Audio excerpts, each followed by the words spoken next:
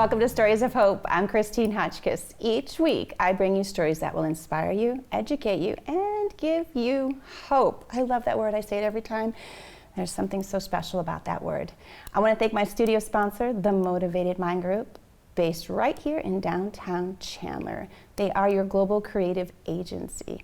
Today, my guest is Adam and Andrea Bevell, but the story is about Adam, and then Andrea, we're going to ask some questions about being a part of his journey. Adam Bevell has retinitis pigmentosa. When he was 14, he went for a routine eye exam to get contacts right before high school, one of those difficult stages in our lives. He wanted to get rid of glasses. Don't blame ya, got mine on right now. The optometrist could not quite get his eyes to that 20/20 vision that we're all looking for. So they asked to dilate his eyes, and that is where they found something they weren't expecting. I'm going to actually let Adam talk more about the details on that because this is his story. Please help me welcome my guests today, Adam and Andrea Bevell. Welcome, guys. Hey, thank you. Appreciate it. I'm going to actually say welcome as returning guests. Yeah, thank you for having me again. From when I started 2019, 2018. Andrea was behind the set. This time we brought her on the set so we can learn more about how this goes. The uniqueness of this is Adam is blind. And if you look at him, you would be like, oh, okay. And we have some beautiful guitars here, so we're going to talk about that. So 14, that's a tough age, Adam. Yeah, I was 14, just right outside of summer between 8th grade and freshman year. And I wanted to get rid of my big glasses and went to the eye doctor, and then they told me, I got poked and prodded for about a year. Okay. And they told me eventually that I had retinitis pigmentosa and that I'd be blind within 4 years by the time I got out of high school. Oh my gosh. And it was awful. I mean, it was horrible news that, some news that I never expected. I could see fine. I couldn't see it well at night. Okay. And, but I was living a normal life, playing sports, running around with my brothers and chasing them around. And, for me, it was just kind of, I didn't even understand it because I could see just fine. And so I didn't really believe it, to be honest with you. And so I remember being in the doctor's office when they finally said I have retinitis pigmentosa. Mm-hmm. And for me, it was this experience that it's like, am I a little bit naive, not understanding what I was going to be facing. Mm-hmm. But I remember my mom sitting in the corner, and the doctor told me, and he kind of walked out of the room and left us to it, And he didn't have the greatest bedside manner, He just, here's a matter of fact, you'll be blind by the time you get out of high school, 4 years. Oh, wow. And I guess the bluntness of it was hard, Yeah. And so I just remember sitting on the edge of the table there, or this chair or whatever, and then leaning forward and, just telling my mom, who was crying at the time, didn't understand it, or she understood and I didn't, right. And I just said, I'm strong enough, I can handle this. Oh, wow. But I didn't know what I was going to be facing, That's the hard part of this whole thing, is that fast forward to about age 30, 28, 29, 30, okay. Something in that area. I had to kind of pick up the cane, and I have to tell you, that was the hardest thing I've ever done. Andrea has helped me kind of adjust and push me into living my life and accepting that I'm blind and I can't see. That was really hard. So I want to bring you back before you got to the 30 age, and Andrea, we'll get into that in a minute. Having someone that's by your side to get you through something that could have easily walked away. We have a lot of people that say, this is too much for me, I'm out of here. And then there's that other part you've already mentioned. When you were 14, when we're 14, 13, right. 15, 16, we're like hormones and trying to figure out who we are, trying to fit in, the sports, the friends, the list goes on. And here you're facing the diagnosis that you're going to lose your eyesight, not temporarily, for the rest of your life. Something that a lot of us take for granted is our eyesight, the ability to walk, to talk, to eat, the list of things goes on. Yep. So with that being said, being in high school, to get rid of glasses that we thought were probably ugly as anything, 4 years is a short time, and to not know, like you said, what you're really saying when mom's upset because she saw that was going to change everybody's life. Yep. How did that change for you in school? I'm assuming you were doing sports because all boys try to play with sports. Yeah, and my dad was a football coach. Okay. My brothers were, they were all-stars in everything they did. And for me, I was just, trying to get by and try to be, live in their shadows a little bit. But you know what? They were always, they were great to me, but for me, I kind of didn't understand. And I have to say, I just was naive and just didn't believe it. I pushed it in the back of my mind. So I drove. I got a driver's license. I had a normal high school life, and it was great. So the 4 years didn't happen. I did all the things, Okay. Yeah, it was super fun, and in the 4 years I beat the odds. Nice. And so, it wasn't until like in my 20s that I really started seeing the changes, and I started bumping into people, and it was just a gradual thing. I started hitting my shins on things, and it was just, it was like, wait, is this really happening? Because it kind of was like, am I not seeing what I'm supposed to be seeing? Right. Does that make sense? Right. And so it was kind of this, they call it retinitis pigmentosa. It's kind of like you're always adjusting, you're always accommodating, because you're always going through that cycle of grief. Oh, it's like, I lost a little bit more sight, and then you go through this cycle of grief, and you're like, and then you finally get to the point of acceptance. So it was a gradual and then here thing. it comes again, yeah. And then you realize that, hey, so what really got me is something I hadn't seen in a year. For example, going to a family reunion at Bear Lake every year. And I remember the year we went there, and there was always this playground sitting there. Mm-hmm. And I remember asking, where's the playground?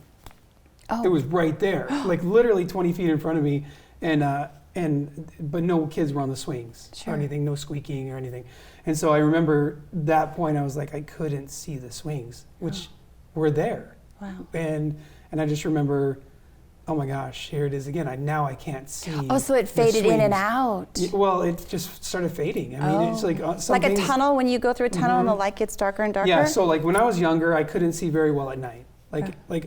And didn't understand I couldn't see well. Like I was at a scout camp when I was younger, for example. This is just kind of an example. I remember the kids, we were at scout camp, and everyone at night, there's a campfire there, and everyone's playing capture the flag, running around. Sure. And I remember I couldn't run around like everyone else was, and I was kind of leaning against a tree and throwing things at people running by. I was just being, I didn't know what to do. Yeah, being a boy, right? And I remember pulling my friend aside, and I said, hey, how are you running around? Yeah. How are you doing this? And he said, it's a full moon, man. We can see everything. And I remember looking at the campfire, looking at the moon. I could see it, but it wasn't giving off any light. And I didn't really understand it. And so that's my earliest memory of not being able to see well at night. Okay. And then fast forward, it kind of went, I had like a ring of blindness, kind of like in between my peripheral and central. Okay. And then it went out, took my peripheral, and then now it's gone in, and it's completely just, all I have is light perception. Okay. And that's about it. I can see if, the lights are on or if the sun's out, and that's about it. And I can kind of see the horizon line. Okay. But that's it. I mean, there's no usable vision whatsoever. So do you, I know you talked about the cane, it's something that you didn't want to have to use. And some people would see someone that's blind wearing glasses. You're not wearing glasses. No, that's the best thing about being blind. I don't have to wear glasses anymore. So I had to pick up the cane just because I'd be walking through a supermarket or mall or whatever, and I'd start bumping into people and didn't understand, didn't want to accept it. Yeah. And so Andrea she would have to kind of explain behind me, I'm so sorry he can't see. And she kind of got to the point where she was encouraging me, please pick up the cane, because then it identifies me and kind of gets people to be aware of my situation. Yeah. But I didn't want to do that because I didn't want to be identified as a blind person. I was on the other end of it. I don't want to be that guy. Yeah. And I don't want, because I really thought people would take advantage or be kind of cruel. Yeah. But it was the opposite. People can be. It was quite the opposite. Honestly, people have been great. I remember walking for the first time, because I had to go through training, right? Training. I had to learn how to be blind. Oh. All these skills. I had to learn how to use a computer without the monitor. We'll and get mouse. into that too, Right. because he also has a cell phone, and he wrote me a long all about me here, and I was like, how Sorry did he do? No. So- It was like, how did he do that? But yeah. So anyway, I had to go learn how to be blind. So I remember walking and going through training, and I had a little bit of central vision at the time, not much. Okay. But I was walking through the mall, and I was walking along, and people were just partying, just like getting out of my way. The courtesy. Yeah, the courtesy, and then I could just tell people were kind of shifting out of the way. And I was going through training, so I was like, I don't need this stick. I don't need the cane. And at that point, even though I could hardly see, and I remember this one situation where the sea parted, all the people parted, right? And a kid was walking right towards me. Okay, and I could tell that something was going to happen. So right? was it the energy you were feeling? No, I could just tell there was something there. Like there was like a dark blob. Mass, okay. Yeah, mass or something. And I remember an arm, like a dad pulling into the view and just yanking the kid out of the way. And the kid was like, what? What's A going moving on? target, and threw him out of the way. And he was like, what? And then, what's the cane for? And all the questions. Oh, yeah. And so people have been great, honestly. Okay, good. And I believe in, people are good, and there have been times where, I've been standing alone and somebody comes up to me randomly, hey, sir, do you need help? Mm-hmm. And that's really kind of cool because, they didn't need to do that. So When that's it goes really- back on this perception that I can see you, you can't see, but you don't have the dark glasses that people are used to seeing, Yeah. whether it's a Hollywood look or Well, I like actually to people fake do it. I like to think Like that I can see you when I bump into you. Yeah. Okay. And there's a couple things I actually want to get into before I start asking Andrea some questions, being that you've been together for how many years? Almost 24. 24 years. When did you lose your sight permanently? It was kind of like, so I had to pick up the cane at about 30, in my 30s, probably, yeah. It's probably been 10 years. I thought it was in your 20s, but okay. No, it's probably, I have to say it's probably in my early 30s because it's been so gradual Okay. that honestly, it's to the point where I'm like, did I have it then? Because I tried to fake it for so long, and it was like this, I'm still kind of trying to accept it, honestly. Oh. Because I still can think, I can see that there's lights on, or I can see the sun's out. But there's no usable vision. I would have to say probably my early 30s. Okay. Yeah, probably. And I don't know if this is an appropriate question to ask, but I'm going to ask it anyways. Oh boy. What was the last thing you can recall seeing before you couldn't see anymore?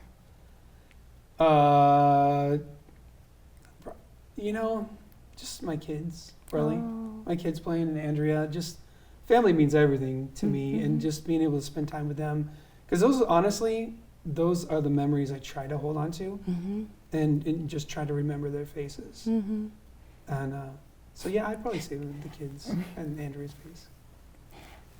So That's very precious. I think that's, again, one of those things that people take for granted, whether you can see or not, but the thought of that, hey, have a great week, have a great weekend.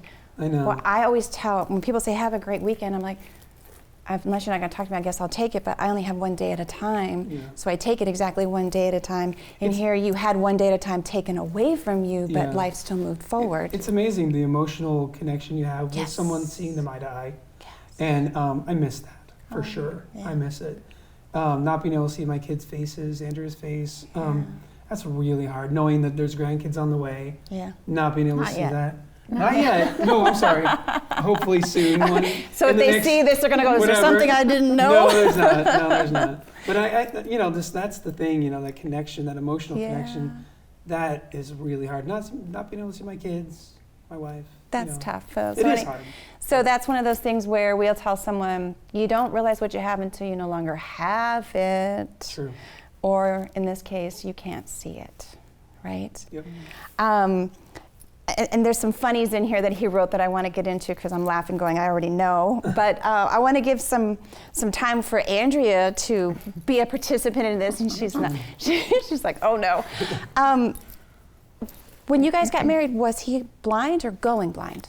He was going blind. He never could drive. So, in fact, when we first started dating, we met we're both teachers, and we met in an education class. Oh. And he was like, there was probably 2 guys in the class. Because We get the best one of them. yeah. And so he got into my group to start, I was super shy. And Still is, I Painfully shy. So he got into my group, and we ended up starting to date. And he just originally just told me that, you know, he couldn't see very well at night, and then he couldn't drive. He couldn't see well enough to drive. Okay. So for a long time, that's kind of all I knew. And I was like, okay, I had a Jeep Wrangler. I'm a Jeep girl. I love driving. Wasn't really that big of a deal for me. Mm-hmm. So I didn't actually find out. He was really nervous. He'd been out with a lot of girls, and every time he had to talk about his eye condition, it made him nervous, and he was scared, and a lot of girls left, and so he didn't tell me for a really long time. Mm-hmm. We have different views on when he told me, but There's always I that. told her way earlier. It's than she always did. a guy that says, that's not how I recall it, so yeah. we're going to leave it your story, her story. Yeah. So I remember that, you know, he told me kind of after we were engaged, you know, that it was going to get worse, you know, that he was going to actually lose his eyesight completely. But I mean, even though it was scary, it never would have changed my decision to get married. And I think that's great because, again, people will say, I'm out of here, this is too much for me, I don't know how I can do this. Yeah. You see that all the time. Yeah. And now you actually, I wouldn't say you're his caretaker, Yeah. but you're his eyes. Yeah, a lot of times, me and my kids, you know, they've grown up with a dad that couldn't see, and so their lives are a lot different than their friends' lives. Right. My life is a lot different. But, you know, Adam's the only guy I've ever been married to. It's the only marriage I know.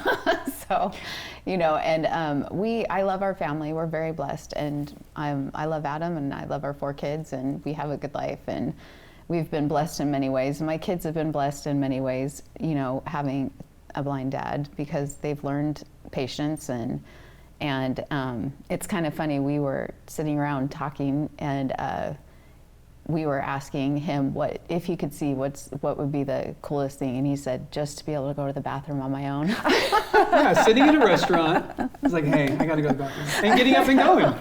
How crazy would that And be? it probably I can't sounds do that. weird to people, but I know, right? Again, the things we take for granted. I know, right? it's crazy true, because he's like, you know, and you can hear my kids be like, I took Dad last time, it's your turn, you have to. But like she said, though, it's really great for my kids because they've grown up having to think of others. Yeah. And that is kind of cool, you know. Yeah. Even though they do say that sometimes, for the most part, they're amazing. They are. They're Oh, great. I'm sure they are. Yeah.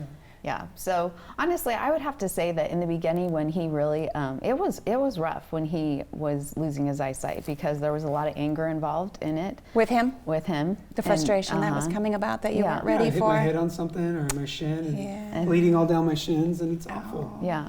And there was actually, I remember probably, it was early in our marriage, but, you know, I said to him, I can deal with everything. We can deal with everything that comes with you being blind, but not the anger has to somehow get better. Right. So that was the part that I personally was like, I can deal with being the driver, being the one that takes care of a lot of different things, but we need to work on the anger, because I don't want the kids, I don't want that in our home, you know, and like, this is the situation. People have hard times, and you can either figure out how to work it out and make a good life or not. And so we can do this as a family, but somehow we've got to lose the anger all the time to it. You know, it's still hard on him, and it's still hard, you know, when he smacks into things, and he does bust his shins and head all the time. I have so many scars. So the thing is the anger and Battle everything, scars. for sure. It just comes from acceptance, you know. Yeah. I think we all have our challenges. Yes. It's just, you can see what mine are. Mine are right out there in front of everybody to see. And that's what's really hard, because I don't want to be that guy. I Right. didn't want to be. I never asked for it. Yeah. But here's the thing, that's how life is, you know. And it was just all about getting to the point where I have accepted it, you know. So. Well, with that, you've actually had some really cool experiences, which comes to these beautiful pieces of guitars here. And I say guitars, I'm not a music person. I listen to it and know how not to sing to the music, but Yeah. I know the lyrics. But before I get into why we have these here, knowing that you hadn't been able to see your kids, you have a funny story in here about a video camera. Oh yeah. Tell us about. I've always been the blind dad. I have my cane out, and I'm videoing the kids at their soccer games or the football games, or, you know, their anything with school, you know, the programs or whatever. And I always want to kind of capture that, and so I have it, you know. And so, because once it happens, it goes away. Yes. And those video cameras and pictures and everything are like this window to the past. Absolutely. And I love that whole idea, that, and just so they can hold on to it, so that in case I get my eyesight back, which I hope I do, Yes. I can go back and look at it. And the kids love going back and watching all the videos, even though they hated it when I was doing it. So how much You did you know. actually know what you were videoing for them to know How what you well were did I do? videoing? You can definitely tell when When I was videoing. Because you're totally blind and you're doing something that it's- someone with it eyes probably would looks do. ridiculous Yeah. that I'm standing sometimes there. he's, you know, we've sometimes he's right Yeah. on and sometimes he's not. Yeah, it's probably the off to the left a little bit, or right, but at least it's something. I commend know? you for even trying. How many people say, I just can't do it, and they just don't even try. Yeah. And they feel, they take that defeat versus, well, you know what? Like you said, you're hopeful that you'll see your eyesight. And there's Yeah. technology out there that does sure. allow stuff like that. And it is one of those things that if you do get your eyesight back, or technology allows you to see those videos that you had no idea what you were videoing, Yeah. you'll laugh and cry at the same time. Oh, I know, I will. Yeah, for sure. But like I said, the kids even love just watching it now. And so, like, it's been such a blessing to be able to have that. I don't know. I think it is silly and ironic that I'm carrying around a video camera and a cane. But, you know, but I just wanted to capture it as much as I could just so that I can hold on to that if possible, you know, and go back and look at it if I can one day. So technology, I'd already mentioned a few minutes ago, I have 2 pages of, hey, Adam, give me a little bit about you. You gave me your whole life story, which is I know, perfect, sorry. totally perfect. But it goes to me thinking, okay, technology. Yeah. How do you I saw you had a phone. Yeah. How does this all work? I turned my phone off for the interview. Yeah, but so you can explain to everyone how sure. that works. So I have an iPhone, which is it's completely changed my life, to be honest with you. And on the iPhone, it has an accessibility feature, and it's called VoiceOver. And I think Steve Jobs, it was Yes. really important for him to ensure that the iPhones are accessible for not only the blind, but you know, motor skills, things like that.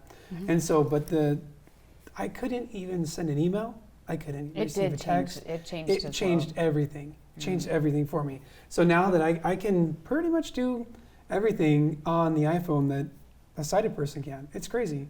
I can't see the YouTube videos and things like that, but I can. You can I can hear hear them, and I can go through Facebook. So I can just do to- everything. So It's cool. obviously there's not Braille or anything on the phone. No. Is it read to you? Your email's read so to it's, you? It's read to me, and then I can edit it throughout. You know, just there's different swipes that you Voiceovers? go through. It's called VoiceOver, yeah. Okay. And so there are Braille displays that you can do. Oh. You can get, but I'm not that proficient in Braille because I know it and I've learned it. Okay. But I'm not super proficient at it. And so the voice goes just so much faster, and I can get through way more information quicker. And so that's why I do that. And so I can type emails and do everything I need to do. He knows how to use it better than I do. That's crazy. Yeah, it's- Well, when I actually sat down with you in 2019, you had your phone out then, Yeah. and you could speed up the voice you were talking Yeah, it goes about. I was super like, fast. what? Yeah, it does. So when people hear it, I'm really self-conscious about it almost because I don't want to annoy people, because it does go, you know, that's what it sounds I've like. heard He'll it. listen to something and be like, "Can you believe that?" And I have no idea what that's. Yeah, I'll be listening to a news article and it'll be like, and then Speed also, reading. Yeah, it's crazy. But I usually have my earpiece in or something, and it's reading to me. And, Okay. But I can get through a lot of information, and just the fact that I can get to the information, access it, is pretty sweet. So He can use all the apps on it, so he can even, if he needed to use Uber or anything, he can. I mean, you can think of everything you can do on your phone. He can do it now. there's remarkable. there's some great apps as well. There's one called Ira, Okay. which I can dial into, and it's kind of like FaceTiming a person that's been trained to work with a blind, to describe things. It's almost like FaceTiming my kids. I could do that. Okay. But sometimes they're like, "Dad, I'm busy," So I call Ira, and Ira, there's a person there saying, "Okay, what do you need?" "Okay, well, I'm in the airport. I need to find a restroom." Oh. And and I'll just like hold a the phone Siri up. kind of Yeah, thing, and but I'll hold the phone up, and they'll guide me, and they can look up the specs to the building. Wow. And say, "Okay, I can see where you're at. I'm going to navigate you to the restroom, or I'm That's going to navigate you to your gate." Crazy. It's super cool, and it's in real time, so they'll even say, There's a person with a bag walking towards you. Just veer to the left a little bit. Oh, wow. It's super cool, yeah. So before I ask my final question, because I could go on, and I want to talk about these beautiful pieces here, but I forgot to ask in the very beginning, is retinitis pigmentosa genetic? It is. So it is. There's no one in my family that has it, though. Oh. They can't trace it back. They can't trace it to anyone. And your kids don't have it? No. They How don't bizarre. even wear glasses. It's crazy. Everybody that we've Super met blessed. that has it does have a brother, a sibling, Yeah. uncle, somebody. But And there were 8 kids in my family. Nobody had has it. Really? And I have 4 kids, and I have a bunch of nieces and nephews, uncles, aunts, grandparents. It's no one nowhere. has He it. How just bizarre. Yep. won the lottery. Yeah, I won the lottery. A different type of Yeah. lottery, Yeah, for sure. Super lucky. And I know you guys aren't teachers anymore. You're actually very successful business owners. And that is? So I own First Star Vending. We have vending machines in Phoenix. Mm-hmm. So if you need vending machines, let me know in your business. But yeah, we're super blessed Okay. to be able to have our own business. I love that. And And to be able to work is amazing. it's actually a blessing when you got people Yeah. thinking, oh, I can't do this. And I'm thinking, you know how many people I sit here that Yeah. have shown that they can do something with the Yeah. different things that have happened in their lives, and you're For one of sure. them. So tell me about these 2 beautiful pieces here. Okay, Before I ask my final question. So this here is my grandpa's guitar. Okay. This here is, I believe it's 1936 Gibson.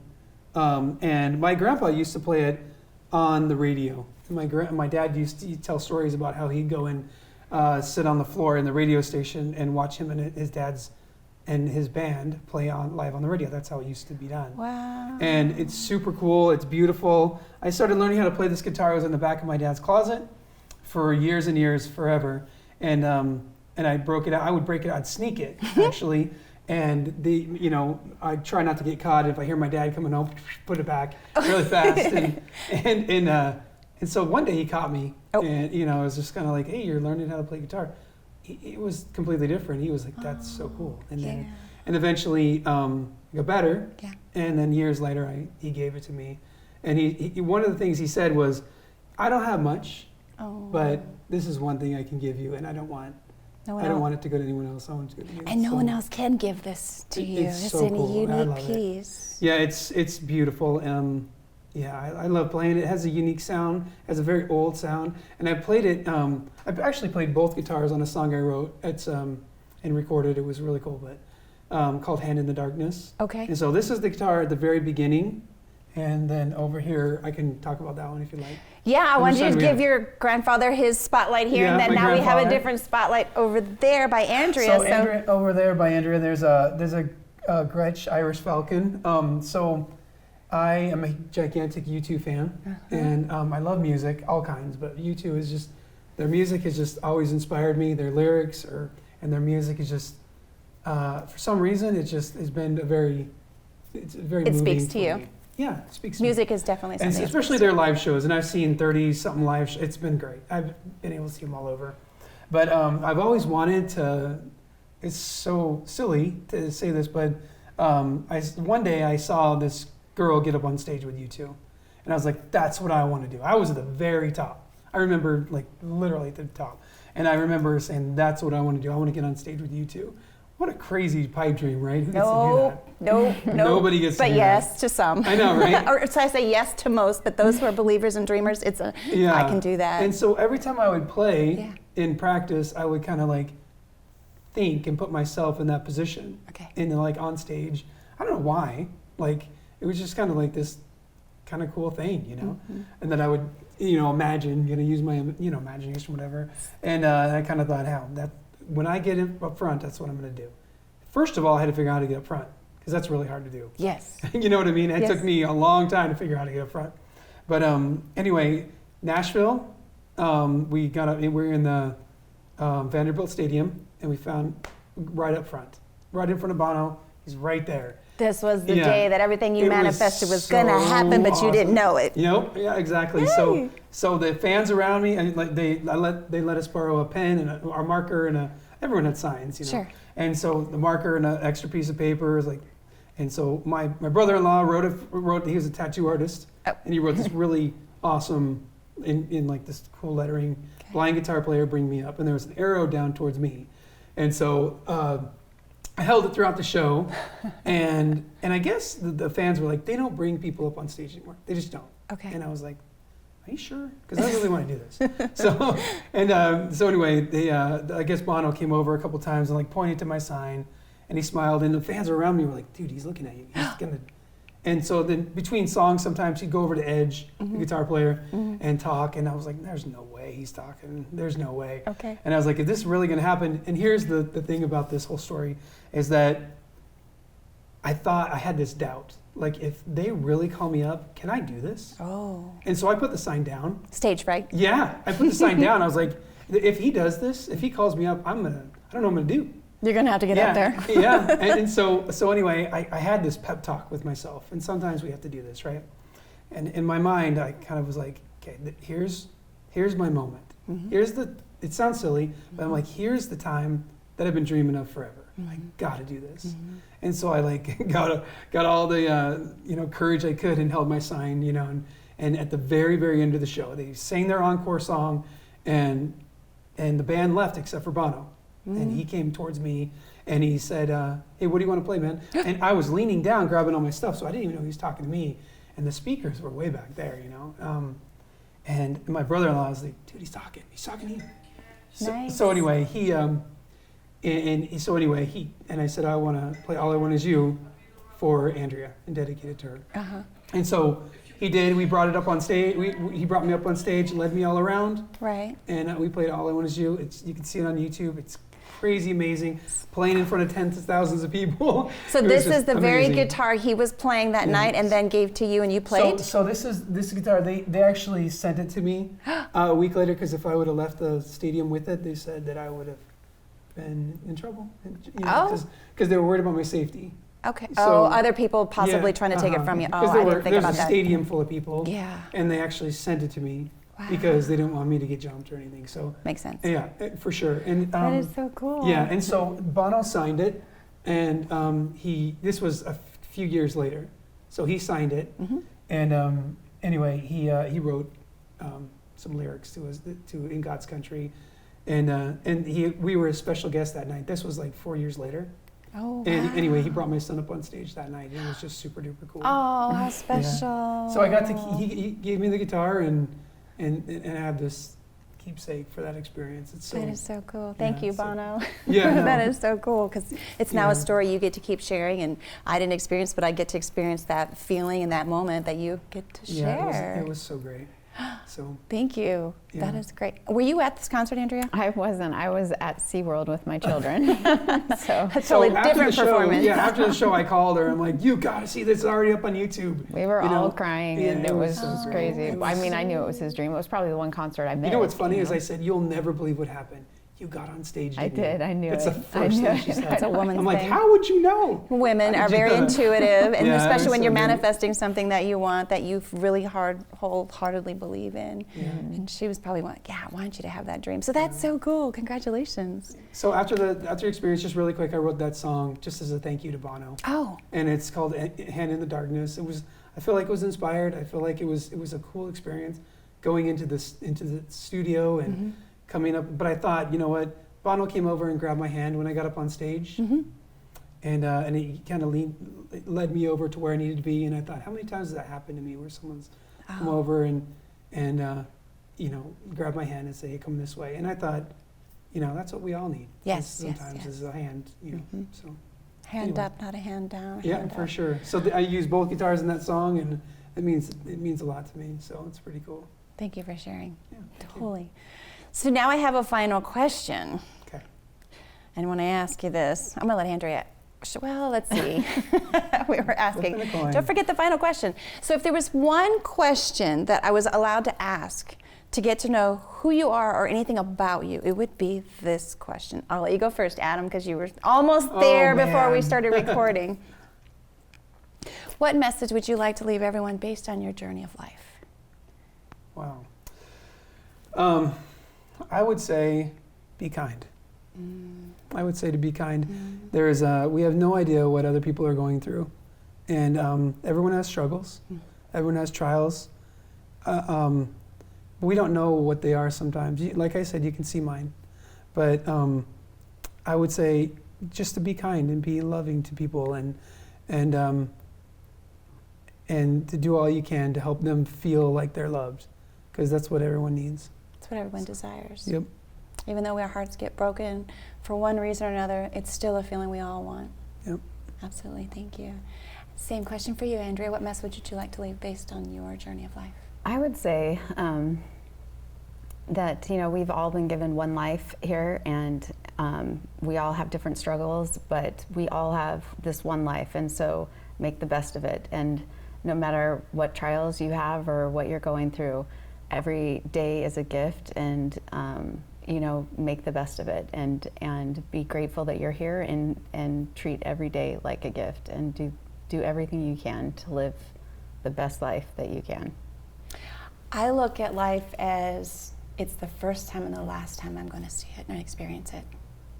Yeah, exactly. I love that. Yeah, so very true though, right?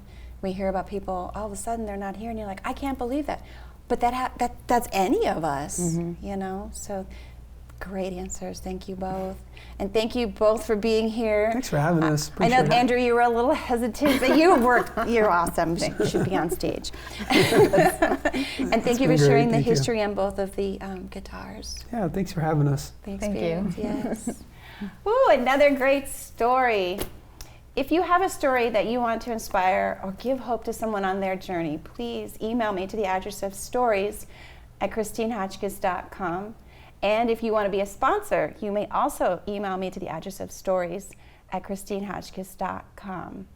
I want to thank my studio sponsor, the Motivated Mind Group, your global creative agency based right here in downtown Chandler. And don't forget to follow or subscribe to hear and see the next stories of hope. Until next time, everyone, I wish you well, and you take care.